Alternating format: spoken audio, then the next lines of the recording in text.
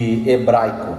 Ele disse que em 6 aulas você sai lendo a Bíblia de trás para frente, em hebraico, né? Já não precisa mais de tradução.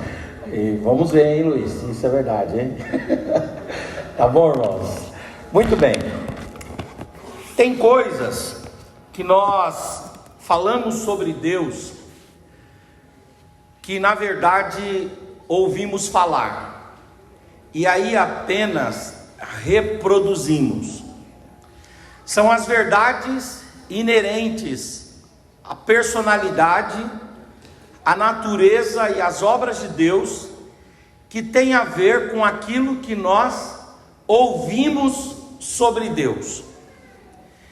Tem determinadas coisas que nós falamos sobre Deus que decorrem das experiências que os outros nos relatam e com base na vivência de terceiros, na vivência alheia, na vivência de outro, nós falamos a respeito de Deus. Mas existem verdades sobre Deus que nós não falamos meramente porque ouvimos falar, e não falamos meramente porque vimos a experiência de outrem. Há verdades que podemos falar sobre Deus, que são frutos da nossa própria experiência e do nosso próprio relacionamento com Deus. Quando nós falamos sobre Deus, daquilo que ouvimos falar a respeito dele, há um distanciamento entre nós e Deus. Quando falamos sobre Deus, a partir do que vimos de Deus na vida de outras pessoas, essa distância é encurtada, mas a intimidade ainda não se estabeleceu. Mas quando falamos sobre Deus, a partir do nosso âmago, a partir do nosso interior e a partir da nossa própria experiência, aí está aquilo que falamos que é digno de toda aceitação e toda credulidade. Quando você fala de Deus com base no que você ouviu falar, eu acredito em você uns 10, 20%. Quando você fala de Deus com base no que você viu Deus fazendo com outras pessoas, eu acredito em você uns 50%. Mas quando você bate no peito e diz, eu posso falar isso sobre Deus, porque foi isso que aconteceu na minha própria vida, eu só posso me calar e respeitar o testemunho vivo a respeito dos feitos de Deus demonstrados através da sua vida. O apóstolo São Pedro, aqui nesse texto, ele está falando não a respeito de algo que ele ouviu sobre Deus, e ele também não está falando de algo que ele viu Deus fazendo na vida das outras pessoas. O apóstolo São Pedro, o autor da primeira epístola de Pedro, escrita aos irmãos de Roma, igreja que, segundo a tradição cristã, era pastoreada por ele mesmo. Quando Pedro está falando isso, ele está baseando-se na sua própria vida, no seu próprio testemunho e na sua própria experiência. E com base na sua própria experiência, ele diz para aquela igreja, e essa mensagem que ele diz para aquela igreja do primeiro século, atravessou a história 2000 anos e ecoa essa noite em nossos corações. E a mensagem é esta: lancem sobre Deus toda a vossa ansiedade, porque Ele tem cuidado de vós.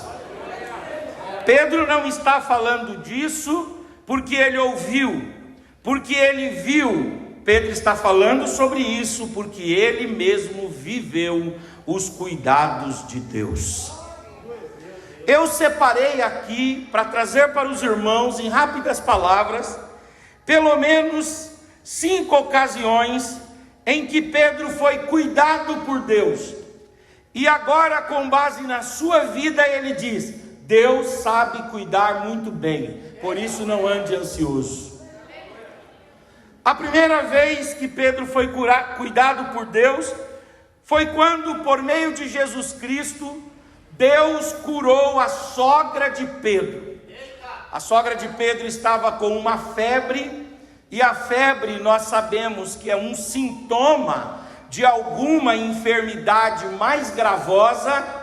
É claro que às vezes a febre é uma doença em si, tanto que nós já tivemos uma epidemia de febre no mundo todo.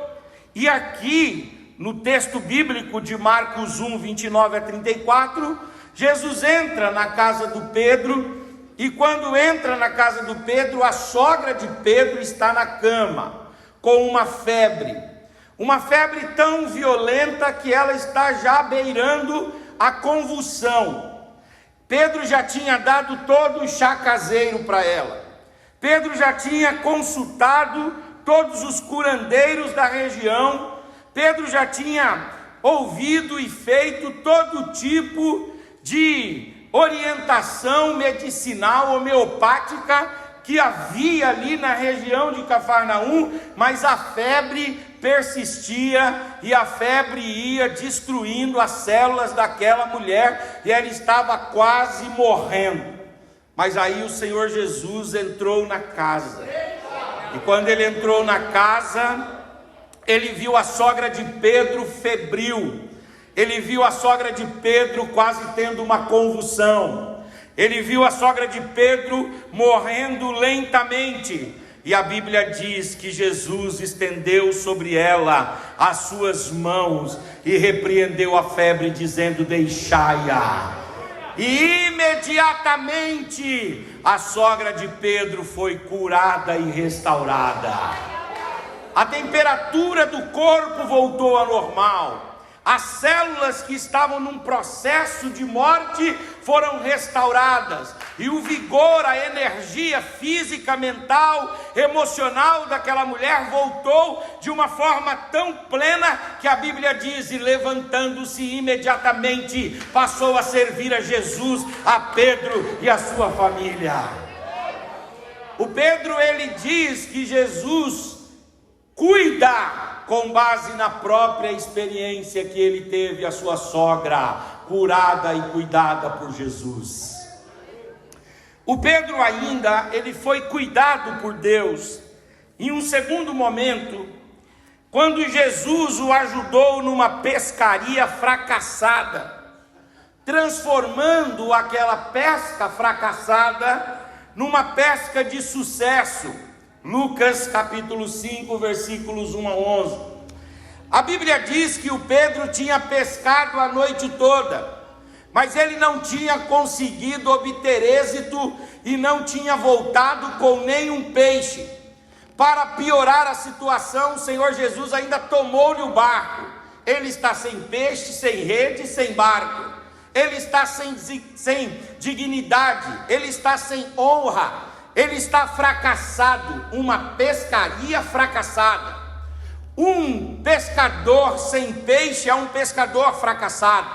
E o Pedro está fracassado, mas de repente ele recebe a palavra de Jesus dizendo: Pedro, faz-se de novo ao mar alto e lance a rede do lado direito. E aí o Pedro vem e diz assim: mas Senhor, eu pesquei a noite toda. Ele diz: eu sei, Pedro, você usou todos os artifícios, todo o conhecimento, toda a sua capacidade, mas você só chegou no lugar de fracasso. Mas agora está na hora de você parar de usar as suas habilidades, você parar de basear-se na sua própria arrogância e autossuficiência e no seu autoconhecimento, e agora é a hora de você se submeter, se humilhar e ouvir a minha voz. Lance a rede do lado direito, e sobre a minha palavra eu vou transformar essa pesca fracassada numa pesca de sucesso para a glória do Senhor.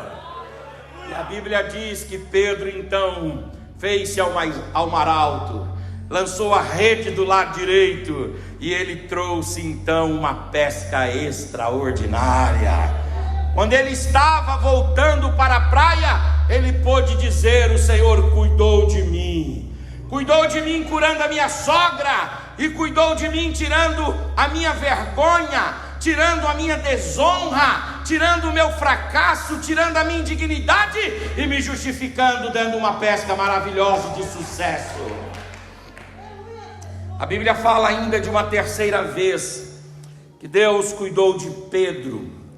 Está registrado ali em Mateus capítulo 14, versículos 22 a 33, quando a Bíblia diz que Jesus determinou os discípulos para que atravessassem o mar da Galileia. O mar da Galileia era conhecido como mar da Galileia, mar de Tiberíades, porque era um mar extenso, 47 quilômetros de extensão, 11 quilômetros de largura, no ponto mais profundo 40 metros, um mar extremamente agitado, porque a geografia propicia muitos vendavais. E a Bíblia diz que no meio da viagem houve uma tempestade, e aquela tempestade ia levar o barco de Pedro ao naufrágio. Pedro iria morrer juntamente com os seus colegas. E quando eles estão lá no meio do vendaval, quando eles estão lá no meio da tempestade, o mar bravio, alguém disse que uma tempestade é composta por 3 coisas: a ocultação da luz solar, ventos de mais de 100 km por hora e a agitação marítima. Era esse o contexto, mas de repente a Bíblia diz que eles olharam e por sobre as ondas vinha um andando e pisando, neutralizando os efeitos, quebrando a regra e a lei da gravidade e andando sobre as águas. Aleluias, glória a Deus. A Bíblia fala lá no livro de Jó que é o Senhor que dá a sua voz e as tempestades cessam. E os profetas diziam: quem é como o Senhor que faz um caminho no meio da tormenta? Pedro está diante de Jesus e Jesus está andando sobre as águas, quebrando toda a regra. Aleluias. E aí o Pedro diz assim: Senhor, és tu? E Jesus diz assim: sou eu mesmo, Pedro. E aí o Pedro diz: então se és tu, venha ter comigo, manda-me ir ter contigo sobre as águas. Jesus falou: então venha. E ele desceu do barco e começou a andar, até que ele chegou até Jesus. E quando ele estava mais próximo de Jesus, a Bíblia diz: e tirando de Jesus os olhos, olhou para o vento forte, olhou para a ocultação da luz solar e olhou para a agitação do mar, e foi então afundando. E quando ele estava afundando, irmãos, ora, não dá para a gente admitir que Pedro não soubesse nadar. Aliás, em João 21, Pedro nada. Então, Pedro sabia nadar. Por que é que ele está com medo então de estar no meio da tempestade? É porque aquela tempestade, o mar estava tão violento que as ondas o varriam e levavam ele para lá e para cá, e ele sabia que com toda a capacidade dele ele ia morrer ali. Mas aí ele faz aquela que é a menor oração da Bíblia, mas a mais eficaz. Ele diz assim: Senhor, salva-me. E a Bíblia diz que Jesus então, estendendo as mãos, disse: eu te salvo, levanta, Pedro, e você agora vai viver uma experiência maravilhosa. Você vai andar sobre estas águas e vai voltar em segurança para dentro do barco. Urabacandaramahai. O Pedro estava naufragando. O Pedro havia tirado o olhar de Jesus e estava naufragando, mas Jesus cuidou dele, o levantando e o restaurando. Quando Pedro diz: lancem sobre ele toda a vossa ansiedade, porque ele tem cuidado de vós, Pedro está dizendo: a minha sogra estava doente, mas ele curou. Eu tive uma pesca fracassada, mas ele converteu o fracasso em vitória. Eu estava afundando, as minhas forças já tinham se esvaído e eu iria morrer naquele dia, mas ele, com a sua mão poderosa, me levantou e me fez andar sobre as águas. Lança sobre ele, porque ele tem cuidado de vós. Aleluias. Pedro ainda foi cuidado pelo Senhor uma quarta ocasião. A Bíblia diz em Mateus capítulo de número 26, versículos 47 a 56, e também Lucas 22, dos 50 e 51, que o Pedro estava no Getsemane. A palavra Getsemane quer dizer prensa de azeite. Getsemane é um horto particular que pertencia provavelmente a Maria de Jerusalém, que era a mãe de João Marcos, e ela permitia que Jesus fosse ali orar. E esse horto particular ficava no Monte das Oliveiras, lá em Jerusalém. E aí então a Bíblia diz que Jesus estava ali no Monte das Oliveiras, no Getsemane, e o Pedro estava lá também. E de repente houve uma situação. Judas chegou com a guarda do templo. Judas chegou com parte da guarda romana. E Judas chegou com representantes de Anás e de Caifás, os sacerdotes e os anciãos, para prender Jesus. E quando eles cercaram Jesus, o Pedro arrancou da sua bainha uma adaga. E quando ele arrancou da sua bainha aquela adaga, ele cortou a orelha do Malco. E ao cortar a orelha do Malco, instalou-se ali um clima de angústia. Porque o problema não era com Pedro, o problema era com Jesus. Mas o Pedro arrumou um problema para ele. Quem ia ser preso era Jesus, mas o Pedro, agindo precipitadamente, arrumou um problema para si mesmo. E aí quando os soldados agora disseram: não, nós não temos que levar só Jesus, nós temos que levar também o Pedro, colocá-lo lá na fortaleza de Antônia, dar nele ali uma quarentena, e quem sabe até levá-lo para a crucificação também, ou arrancar uma orelha dele, olho por olho, dente por dente. E quando Pedro é preso, Jesus pede para todos soltarem a ele, dizendo assim: peraí, onde está a orelha do Malco? E a orelha do Malco estava caída lá no meio da areia, cheia de sangue, o sangue esvaindo. E aí Jesus fala assim: dá a orelha ali. Ele pega a sua túnica, limpa a orelha do Malco, e a palavra de Deus diz que Jesus coloca a orelha do Malco lá no lugar e devolve, aleluias, a audição, devolve, aleluias, a inteireza do corpo, a inteireza física para o Malco. Quando Jesus cuidou do Malco, ele não estava cuidando do Malco, ele estava cuidando do Pedro, porque quem ia preso era Pedro, quem ia tomar uma quarentena era Pedro, quem iria ser crucificado era Pedro. Mas Jesus estava dizendo: você agiu precipitadamente, mas mesmo assim eu cuido de você, eu zelo por você e eu preservo a sua vida. Levante a sua mão, por gentileza. Levante a sua face, levante a sua voz, que dê uma palavra de adoração e de louvor ao Senhor. Urabacandaramahai. Diga para o seu irmão aí: mesmo que você haja com precipitação e arrume problemas que você não deveria ter, Jesus continua cuidando de você. Deus continua cuidando de você, entrando nas suas guerras e te dando vitória. Jesus continua consertando os seus erros. Jesus continua resolvendo os problemas que você arrumou para outras pessoas. Jesus continua agindo com misericórdia, com graça e com benevolência para você, porque Ele tem cuidado de nós. Aleluias! Urabacandaramahai, aleluias. Imagine o Pedro dizendo: eu deveria ser preso, mas Ele me livrou da prisão. Eu deveria tomar uma quarentena com azorrague, ficar com as costas todas rasgadas, mas Ele me livrou. Eu deveria ter sido crucificado, mas Ele me livrou. Eu poderia mofar lá na fortaleza de Antônia, mas Ele me livrou.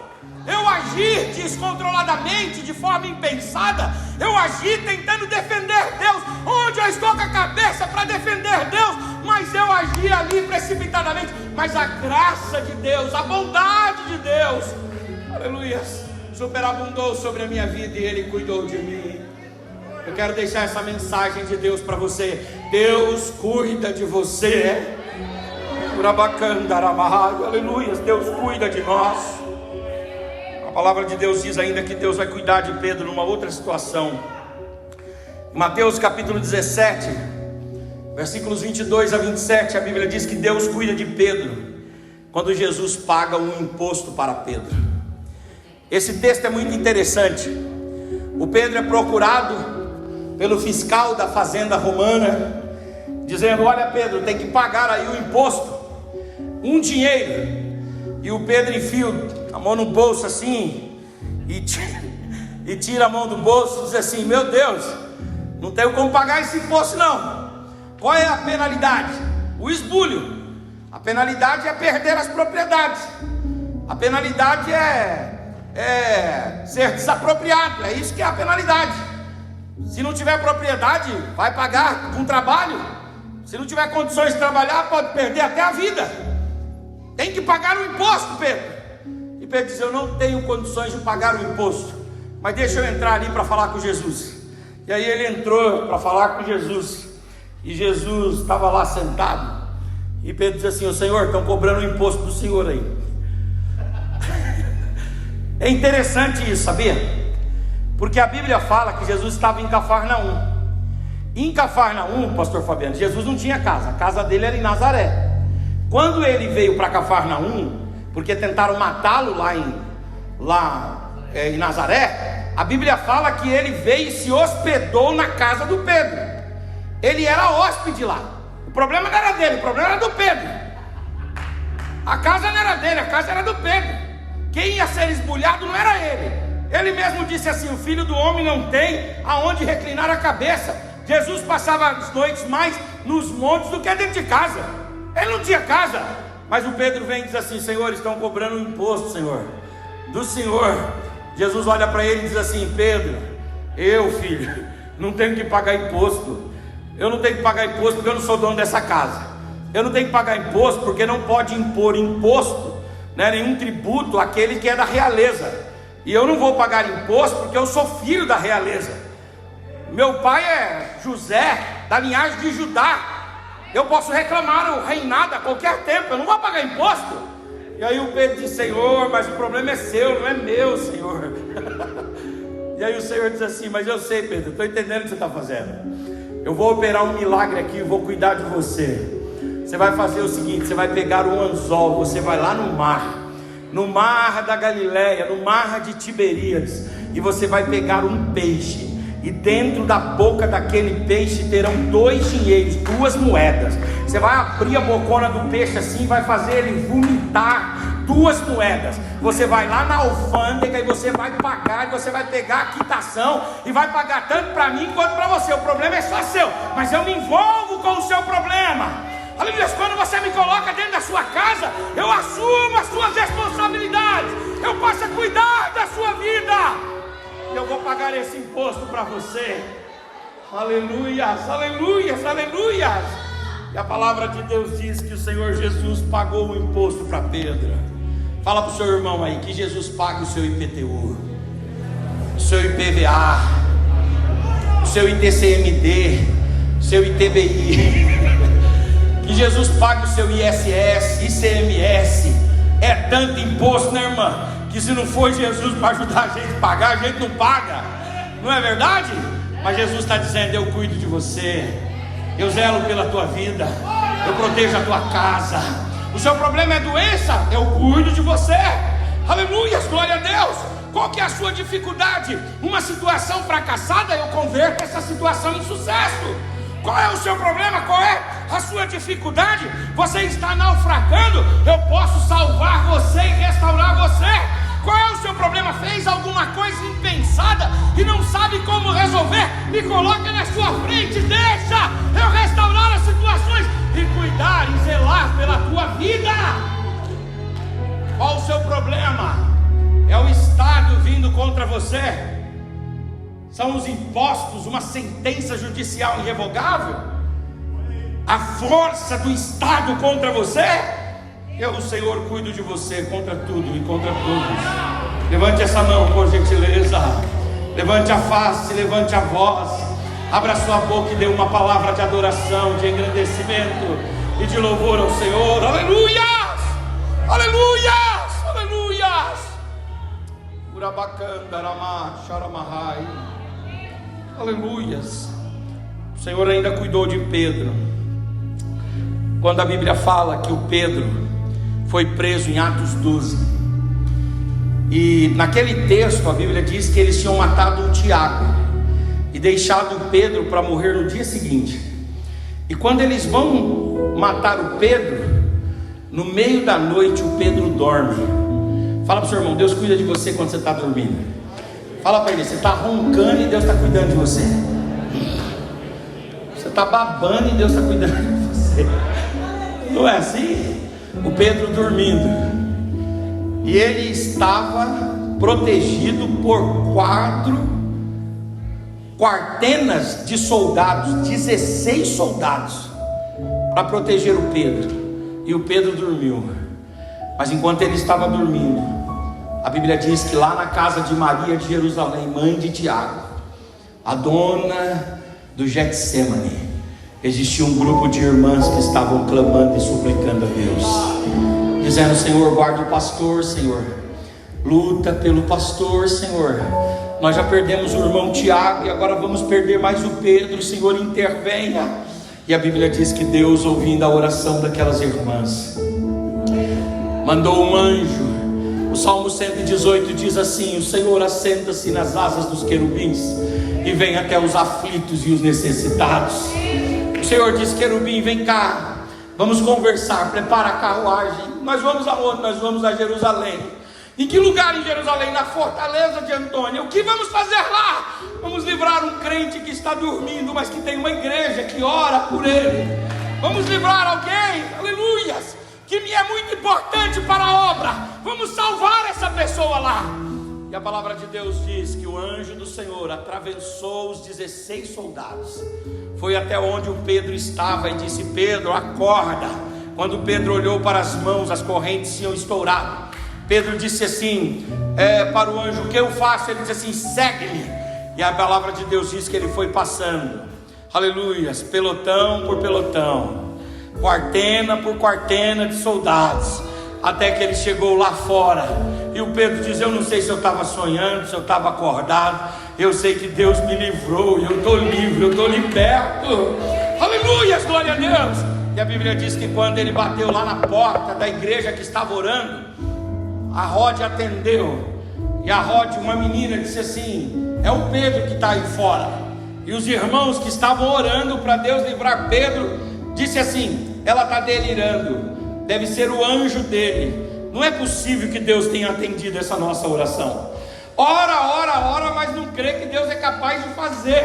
Quando você ora, Deus visita pessoas. Quando você ora, Deus quebra cadeias. Quando você ora, Deus restaura as coisas.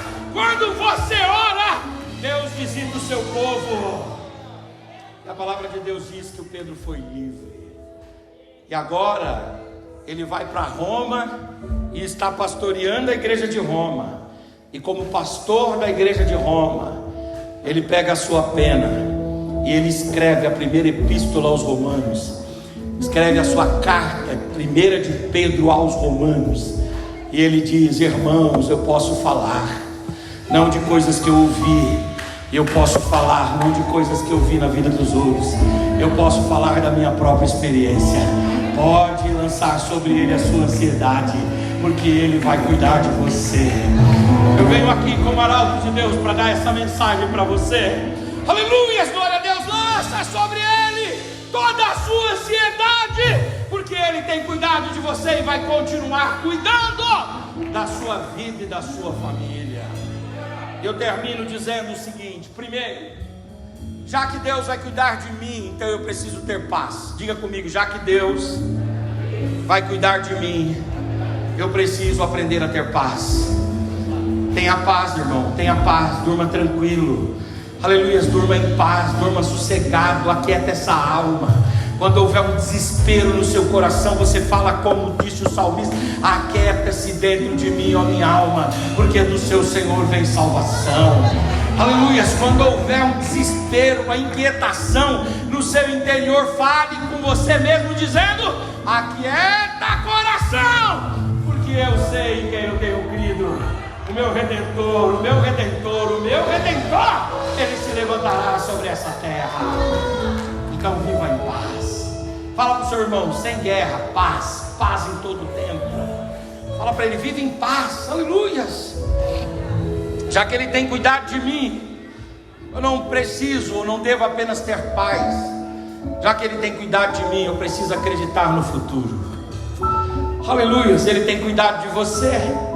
Então acredite no amanhã. Há coisas maravilhosas de Deus reservadas para você. Aleluia. Por isso tenha paz e olhe para o amanhã, não de forma desesperada, não de forma desiludida, desencantada, não. Olhe para o amanhã com esperança na alma, com beleza no coração, e diga para você mesmo: há um futuro glorioso que Deus reserva para mim, e aquele que viver verá o que Deus há de fazer em favor da minha vida, aleluia, e da minha história.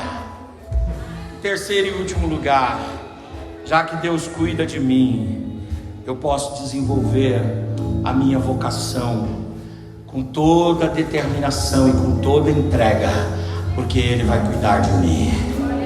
O Pedro lançou-se ao cuidado do Senhor. Ele abandonou a sua vida de pescador, aleluias, e ele passou a empregar-se na obra de Deus. E alguém dizia assim: você está louco fazer uma coisa dessa? Ele disse: eu creio que Deus vai cuidar de mim, e se Deus cuida de mim, eu posso me lançar a cumprir a minha vocação tranquilo. Você tem uma vocação, você tem um chamado. Não poupe-se, não economize-se, não deixe de dar tudo o que você tem na obra de Deus e na sua vocação, porque saiba que nenhum dos seus investimentos será perdido, porque Deus vai cuidar e vai zelar por você. Amém.